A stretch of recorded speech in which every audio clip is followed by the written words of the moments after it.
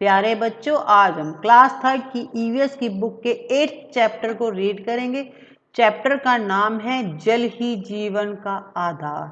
बच्चों, आपको पता है कि पानी हमारे लिए बहुत आवश्यक है। बिना पानी के हमारा जीवन संभव नहीं है। इसलिए हमें पानी को बचाना चाहिए, व्यर्थ नहीं बहाना चाहिए और पानी की बचत करनी चाहिए। तो जल हमारे जीवन का आधार किस प्रकार है, हम इस पाठ में पढ़ेंगे। विमला विद्यालय से घर आई तो देखा उसकी माँ पानी भर रही थी। उसने देखा पिताजी मटकी का बचा हुआ पानी फेंक रहे थे। तो बच्चों, विमला जब स्कूल से घर आई तो उसने देखा उसकी मम्मी क्या कर रही है, पानी भर रही है और उसके पिताजी मटकी में जो बचा हुआ पानी था उसे फेंक रहे थे। विमला ने पिताजी से पूछा, आप इस पानी को क्यों फेंक रहे हो? पिताजी ने बोला, बेटा पानी बासी हो गया है, यह तो पिछले दिन का भरा हुआ है। विमला ने पिताजी से कहा, पिताजी इस पानी को दूसरे उपयोग में ले लेना चाहिए, आप पानी को फेंको मत, पानी का यूज हम और जगह पर कर लेंगे।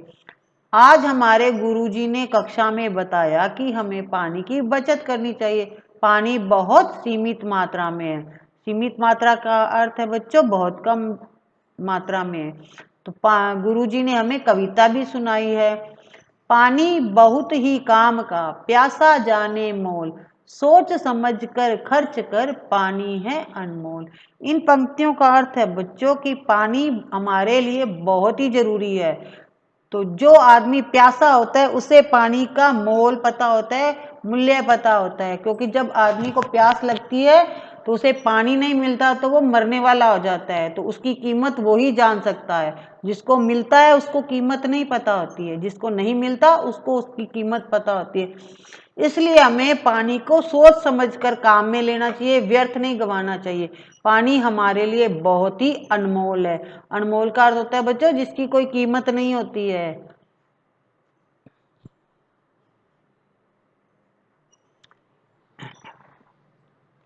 ठीक है बच्चों, इसलिए पानी को व्यर्थ नहीं करना चाहिए, बचत करनी चाहिए। बच्चों, हमने इंग्लिश की बुक का 3rd चैप्टर रीड किया था, जिसमें राजा को प्यास लगी थी, मंत्री ने अपनी बुद्धिमानी से पानी की व्यवस्था की थी। तो आप अगर आपने उस पार्ट को नहीं पढ़ा है तो इंग्लिश का 3rd चैप्टर आप पढ़िएगा, आपको वहां पर पानी की कीमत का पता चलेगा। ठीक है, तो अब हमको बताने हैं कुछ क्वेश्चन के आंसर।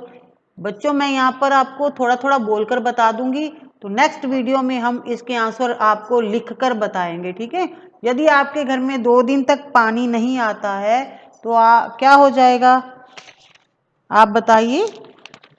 अगर आपके घर में पानी नहीं आए 2-3 दिन तो क्या हो जाएगा, हमारे घर में कोई भी काम नहीं आएगा, ना सफाई होगी, ना खाना बनेगा, ना कपड़े धुलेंगे।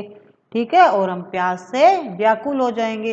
तो बच्चों, अभी मैंने बोलकर बताया ना, नेक्स्ट वीडियो में हम आपको लिखकर दिखाएंगे। ठीक है, आपके घर में पानी किस किस में भर कर रखा जाता है, आपको बर्तनों के नाम लिखने हैं भी, आप पानी को किस में भर कर रखते हो, घड़े में रखते हो या पानी के लिए बाल्टी यूज करते हो, आपको उनके नाम बताने। आपके घर में पानी कौन भरता है ये भी बताना है। मम्मी भरती है, पापा भरते हैं, या दीदी है तो दीदी भरती है, भैया है तो भैया भरता है। तो आपके घर में आपको पता है ना पानी कौन भरता है। तो इसका आंसर आप यहाँ पर जो भी आए आप लिख लेना, नहीं तो नेक्स्ट वीडियो में हम आपको हेल्प कर देंगे। तो अब हम पढ़ेंगे जल के दुरुपयोग। ठीक है, दुरुपयोग का अर्थ होता है जब हमारे लिए पानी को हम बेकार व्यर्थ करते हैं, जब ना जरूरत हो तब भी हम उसका यूज करते हैं, पानी को ऐसे ही बहाते रहते हैं, तो ये होता है पानी का दुरुपयोग। आप देखो चित्र में बच्चा ब्रश कर रहा है, उधर नल को खुला छोड़ा हुआ है, पानी ऐसे ही जा रहा है, ये पानी का दुरुपयोग है, व्यर्थ जा रहा है। ठीक है, इधर देखो ये टंकी में ये नल खराब हो रहा है, पानी बूंद बूंद टपक रहा है, तो ये गलत बात है बच्चों, हमें पानी का दुरुपयोग नहीं करना चाहिए। अब तीसरे चित्र में देखो, बाल्टी भर गई है फिर भी नल ऊपर से चले जा रहा है, पानी तीनों जगह वेस्ट जा रहा है, व्यर्थ हो रहा है, तो ये पानी का दुरुपयोग कहलाता है। ठीक है, आप अच्छे बच्चे हो, आपको ऐसा नहीं करना है। आपका नल खराब हो गया है तो पापा को कह के आपको नल ठीक करवाना है, और जब आप नहा रहे हो या ब्रश कर रहे हो तो नल को बंद कर देना चाहिए, जब आपको जरूरत हो तभी खोलना चाहिए। ठीक है, तो अब आपको बताना है कि इन चित्रों में क्या क्या हो रहा है, पानी का दुरुपयोग हो रहा है ना। आपने इस तरह पानी को व्यर्थ होते हुए कहाँ कहाँ देखा है? कहीं आपके घर में तो ऐसा नहीं हो रहा ना?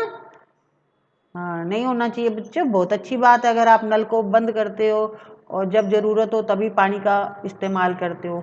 आपके आसपास के व्यक्ति किस किस प्रकार से जल का दुरुपयोग करते हैं, पानी का वेस्ट करते हैं, व्यर्थ बहाते हैं, तो आपको उनका नाम बताना है या उनके तरीके बताने हैं। आप इस तरह के जल के दुरुपयोग को रोकने के लिए क्या करेंगे? पहले तो हम खुद ही इन बात को मानेंगे कि हम जल का दुरुपयोग नहीं करें, फिर अगर कोई दूसरा कर रहा है तो उसे समझाएंगे, ठीक है। यदि आपको एक बाल्टी पानी दे दिया जाए और कहा जाए कि इतने पानी से ही पूरे दिन का गुजारा कर लो, तो आप किस तरह से पानी का गुजारा करोगे? चल जाएगा आपका काम एक बाल्टी पानी से पूरे दिन में? मुश्किल हो जाएगी ना। तो अब हम बच्चों पढ़ेंगे आगे। तो बच्चों क्वेश्चन के जो आंसर है नेक्स्ट वीडियो में हम कर लेंगे, ठीक है। संजय बाड़मेर जिले में दूर ढानी में रहता है।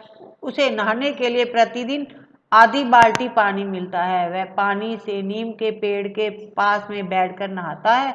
उसके नहाने का पानी पेड़ को भी मिल जाता है, जिससे पेड़ हमेशा हरा भरा रहता है। उसके घर के सभी सदस्य ही ऐसा करते हैं। देखो बच्चों कितने समझदार लोग हैं ये। पानी कम है फिर भी उसका जो बचा हुआ पानी है उसको काम में ले लेते हैं, पेड़ को पानी पिला देते हैं, ठीक है। वो घर के सदस्य भी वैसे ही करते हैं। हमें भी ऐसा करना चाहिए, पानी को व्यर्थ नहीं बहाना चाहिए। राजस्थान के कई क्षेत्रों में पानी की कमी है। कई लोगों को दूर से पानी लाना पड़ता है। आपको पता है बच्चों, जो राजस्थान है वो रेतीला इलाका है, यहाँ बारिश बहुत कम होती है। तो इसलिए राजस्थान के कुछ इलाके ऐसे हैं जहाँ पानी बहुत कम है या होता ही नहीं है, तो ऐसे लोगों को दूर से पानी भरकर लाना पड़ता है। वे लोग पानी का उपयोग बड़ी मितव्ययता से करते हैं। जितना जरूरत हो तभी करते हैं, नहीं तो नहीं करते, क्योंकि उन्हें पता है अगर हम पानी को वेस्ट करेंगे, उसका दुरुपयोग करेंगे, तो पानी तो हमें ही भर कर लाना है ना, और दूर से पानी भर कर लाना कितना मुश्किल होता है बच्चों, ठीक है ना। इसलिए वो पानी का दुरुपयोग नहीं करते हैं। बरसात के जल को इकट्ठा करने के लिए उनके घरों या ढानियों में टांके बने होते हैं, ठीक है। आप देख लीजिए, ये चित्र देख रहे हैं ना। यदि हम बरसात का पानी इकट्ठा कर ले तो पानी की कमी को दूर किया जा सकता है। तो बारिश का पानी आता है ना, उसके लिए भी हम इंतजाम कर सकते हैं। तो छत के ऊपर पाइप लगा के, तो जो पानी आएगा नीचे जमीन में, हम वो पाइप का जो एक मुंह होगा वो जमीन में गाड़ सकते हैं, जिससे बारिश का पानी सीधा नीचे जमीन में ही जाता जाए। तो ये देखो बच्चों, ये टंकी है, इसमें लोग पानी भर रहे हैं, ठीक है। ये स्थानीय क्षेत्र की टंकी से लोग पानी भर रहे हैं। अब दूसरे चित्र में देखो बच्चों, दूर दूर से पानी भर कर ला रहे हैं। एक तो रेतीला इलाका, पानी नहीं है, प्यास से बंदा वैसे ही परेशान हो जाता है, फिर इतनी दूर से घड़ा भर कर लाना या बाल्टी में भर कर लाना बहुत मुश्किल होता है बच्चों, ठीक है। अब आपको चित्र में देखकर बताना है कि पानी कहाँ से ला रहे हैं। पहले चित्र वाले कहाँ से ला रहे थे? टंकी से ले रहे थे। और दूसरे चित्र में क्या देखा था? पानी दूर से भरकर ला रहे थे, ठीक है। सुबह उठने से लेकर रात सोने तक आप पानी को किन किन कामों में उपयोग करते हैं, आपको सूची बनानी है। तो आपको बताना है कि आप पानी का यूज कहाँ कहाँ करते हो। सुबह उठते ही क्या करते हो? कुल्ला करते हो ना, मुंह धोते हो, फिर शौचालय जाते हो, फिर आप नहाते हो। आपको इस तरह से सूची बनानी है, ठीक है। तो हम आपको थोड़ा लिखकर बता देते हैं। शौचालय के लिए यूज करते हैं ना, टॉयलेट में जाते हैं तो पानी चाहिए होता है। फिर हम नहाते हैं, हाथ मुंह धोने के लिए भी पानी चाहिए, पीने के लिए पानी चाहिए होता है।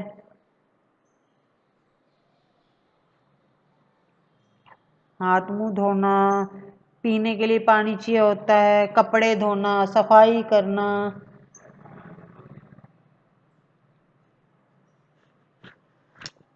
अब पापा आपके शेव करते होंगे तो शेव करने के लिए भी पानी चाहिए, सही है ना। सब चीजों के लिए, बर्तन धोने के लिए, तो इन सब के लिए पानी की जरूरत होती है। तो ये हमारे पूरे दिन के काम है जो हम करते हैं पानी से, ठीक है। जल हमारे दैनिक कार्य होते हैं, रोज के काम जो करते हैं।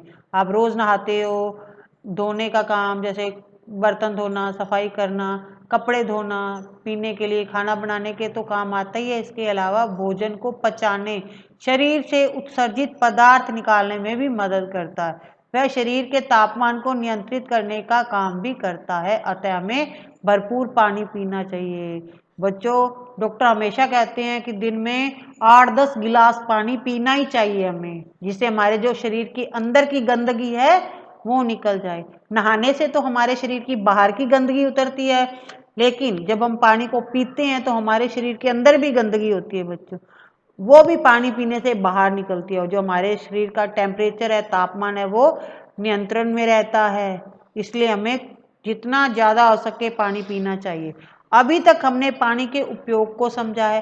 पेड़ पौधों और जीव जंतुओं के लिए भी पानी की आवश्यकता होती है। तो पानी केवल बच्चों हमें ही नहीं चाहिए होता है, पेड़ पौधों को भी चाहिए होता है। आपको पता है ना, पौधों को पानी देते हैं और जीव जंतु भी पानी पीते हैं। तो पानी का जो यूज है वो पेड़ पौधे भी करते हैं, जीव जंतु भी करते हैं, हम तो करते ही हैं। तो आपने अपने आसपास किन किन जीव जंतुओं को पानी पीते हुए देखा है? गाय पीती है, कुत्ता, बिल्ली, सब पानी पीते हैं बच्चों, ठीक है। आपने कभी पेड़ पौधों को पानी पीते हुए देखा है क्या?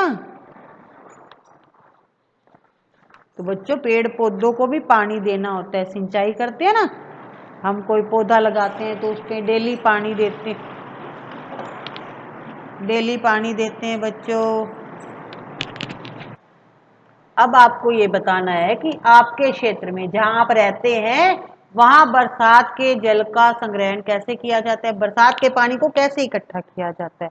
तो आप पता करके आंसर लिख लीजिएगा।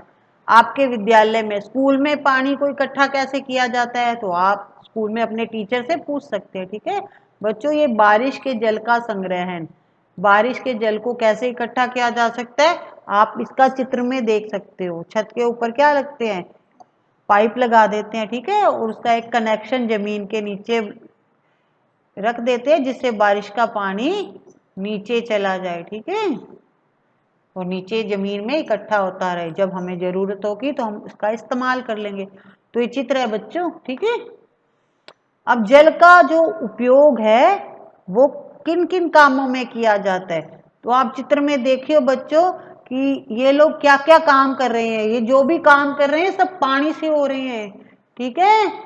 ये नहा रहे हैं, और ये कपड़े धो रहे हैं, पशु पानी पी रहे हैं, बर्तन साफ किए जा रहे हैं, पौधों को पानी दिया जा रहा है, और खेतों को भी सिंचाई की जा रही है। ये खेत है जहाँ पे पानी खेतों को दिया जा रहा है, ठीक है, और बच्चा पानी पी रहा है। तो देखो एक पानी कितने काम कर रहा है, कर रहा है ना।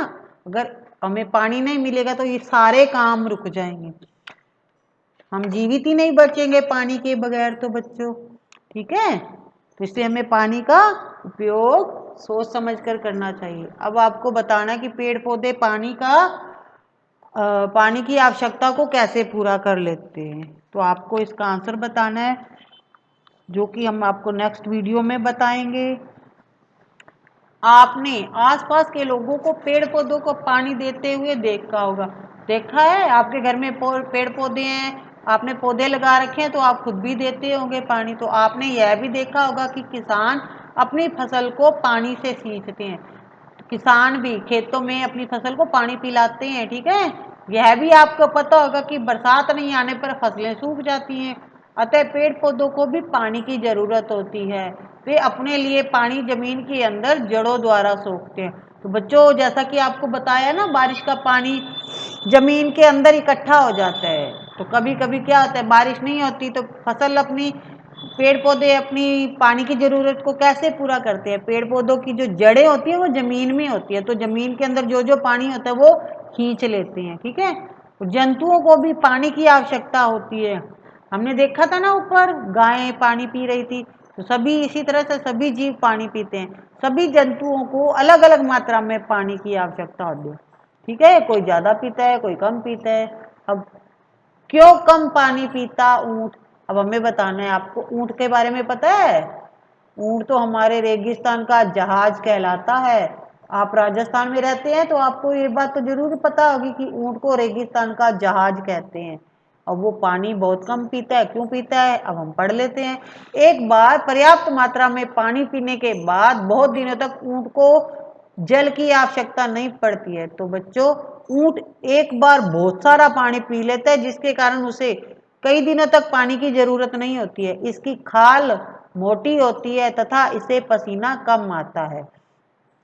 साथ ही इसका मूत्र गाढ़ा व मल शुष्क होता है। इस कारण उसके शरीर में पानी का खर्च कम होता है। तो बच्चों, हमें प्यास पता है क्यों लगती है बार बार? क्योंकि हमें पसीना बहुत आता है। तो पसीने में क्या निकलता है? पानी निकलता है। तो हमारे इसके कारण हमारे शरीर में पानी की कमी हो जाती है और हमें बार बार प्यास लगती है। लेकिन ऊंट की खाल मोटी होती है, उसे पसीना कम आता है, इस कारण उसे पानी की बहुत कम जरूरत पड़ती है। आपने सुना होगा कि इसकी कुबड़ में पानी की थैली होती है, परंतु वास्तव में इसकी कुबड़ में वसा होती है जो आवश्यकता पड़ने पर पानी में बदल जाती है। ऊंट रेगिस्तान का जहाज कहलाता है। ठीक है बच्चों, ऊंट को रेगिस्तान का जहाज कहते हैं। अब बच्चों, हमने इस पाठ में क्या क्या सीखा है? हमने सीखा कि पानी की बचत करना आवश्यक है। बरसात के पानी का संग्रहण करना चाहिए, पानी को इकट्ठा करना चाहिए। पानी के कई उपयोग होते हैं, पेड़ पौधों को भी पानी की आवश्यकता होती है। और रेगिस्तान का जहाज ऊंट कई दिनों तक पानी पिए बिना रह सकता है। सोच समझकर खर्चे पानी, व्यर्थ बहाने में है हानि। बच्चों, पानी को हमें सोच समझकर खर्च करना चाहिए। अगर हम इसे व्यर्थ करेंगे तो इससे नुकसान हमारा ही होगा। ठीक है बच्चों, तो हमें पानी को वेस्ट नहीं करना है, बेकार नहीं करना है। बच्चों, आज हमने इस पाठ को पढ़ लिया है। इसके जो क्वेश्चन आंसर हैं वो हम नेक्स्ट वीडियो में करेंगे, जो हमने अंदर के क्वेश्चन नहीं किए। इसके लिए हम एक अलग वीडियो लाएंगे जिसमें आपको ओनली क्वेश्चन आंसर मिलेंगे। Thank you.